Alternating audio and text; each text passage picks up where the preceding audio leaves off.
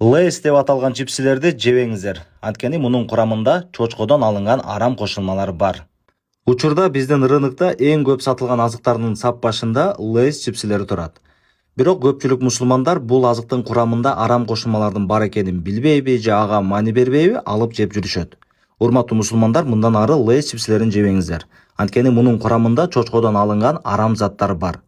Тасманы акырын чейин көрүңүздөр, мен силерге дал ушул боюнча анык далилденген фактыларды келтирем.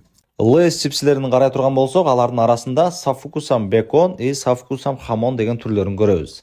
Хамон жана бекон бул чочко этинин бир түрү, сала дегендей эле. Албетте чипсинин курамына чочконун эти кошулбайт, бирок ошол чочконун этинен алынган натуралдык ароматизатор колдонулат.